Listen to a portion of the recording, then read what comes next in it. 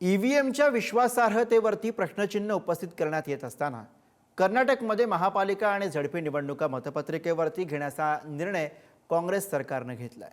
भाजपने हा निर्णय मागे घेऊन जाणारा असल्याची टीका केली, तर विरोधकांनी या निर्णयाचं स्वागत केलं।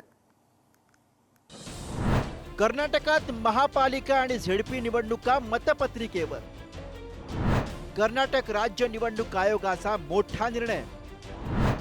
कर्नाटकच्या मंत्रिमंडळाने केली होती शिफारस, विरोधकांकडून स्वागत, भाजपकडून टीकास्त्र।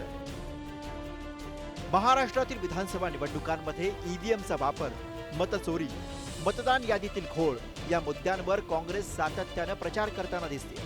काँग्रेसचे नेते राहुल गांधी देशभरातील निवडणुकांमध्ये पत्रकार परिषदांत ईव्हीएम आणि निवडणूक आयोगावर प्रश्न उपस्थित करते। सुप्रीम कोर्टातही ईव्हीएम वापराला आव्हान देण्यात आलं असलं तरी कोर्टाने आणि निवडणूक आयोगाने या तक्रारी फेटाळून लावल्या। अशात काँग्रेसची सत्ता असलेल्या कर्नाटकात महापालिका आणि झडपी निवडणुका मतपत्रिकेवरती घेण्यात येणार आहेत। बंगळुरू महापालिका, पंचायत समिती आणि जिल्हा परिषद निवडणूक, स्थानिक स्वराज्य संस्था निवडणुकीमध्ये मतपत्रिकेवरती होणार मतदान। कर्नाटक राज्य निवडणूक आयोगाचा निर्णय। राज्य मंत्रिमंडळानं सप्टेंबरमध्ये आयोगाला केली होती शिफारस। हा निर्णय राज्य सरकारच्या दबावापोटी घेतलेला नसल्याचंही कर्नाटक राज्य निवडणूक आयोगानं स्पष्ट केलं। 25 मे नंतर या निवडणुका पार पडणार आहेत। कर्नाटक राज्यात घेतलेल्या निर्णयाचे पडसाद महाराष्ट्रासह देशातही उमटले। काँग्रेससह ठाकरे शिवसेना आणि इतर विरोधकांनी या निर्णयाचं स्वागत केलं। तेलंगणात झाल्या स्थानिक स्वराज्य संस्थांच्या निवडणुका बॅलेट पेपरवर झाल्या। राज्यातल्या निवडणुका कशा पद्धतीने घ्यायचा हा अधिकार राज्य निवडणूक आयोगाचा असतो आणि तेलंगणामध्ये भारतीय जनता पक्ष 5व्या क्रमांकावर गेला।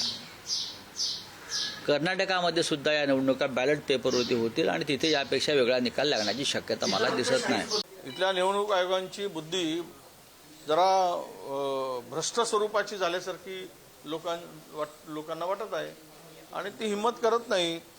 हे इथला निवडणूक आयोग हे सत्ताधाऱ्यांचा मांडलिक झालेला आहे।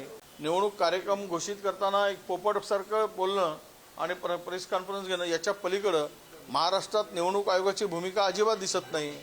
म्हणजे हे तर गुलाम झाले सत्ताधाऱ्यांचे। त्यामुळे उद्या लोकशाहीला अशा प्रवृत्तीमुळेच भविष्यात धोका निर्माण झाल्यास याला ही मंडळी जबाबदार राहील। दुसरीकडे भाजपचे केंद्रीय मंत्री प्रल्हाद जोशी यांनी या निर्णयावर टीका केली। स्थानिक स्वराज्य संस्थांच्या निवडणुका मतपत्रिकेवर घेण्याचा निर्णय म्हणजे मागे जाण्याचा निर्णय असल्याचं त्यांनी म्हटलंय। कर्नाटकातील जनतेचा ईव्हीएमवर विश्वास आहे। 1980च्या दशकात बंगळुरूमध्येच पहिल्यांदा ईव्हीएमचा वापर करण्यात आला होता, याची आठवणही त्यांनी करून दिली आहे। कर्नाटक राज्य निवडणूक आयोगाच्या या निर्णयामुळे 30 वर्षांनी देशातील निवडणुका या पुन्हा मतपत्रिकेवरती होणार आहेत। मतपत्रिकेच्या या निर्णयाला कोर्टात आव्हान दिलं जाण्याची ही शक्यता नाकारता येणार नाही। मात्र मतपत्रिकेवर निवडणुका होऊन सुद्धा जर काँग्रेस आणि विरोधकांचा पराभव झाला तर त्या पराभवाचं खापर ते कुणावर फोडणार असा प्रश्न आता विचारला जातोय। ब्युरो रिपोर्ट, पुढारी न्यूज, बंगळुरू।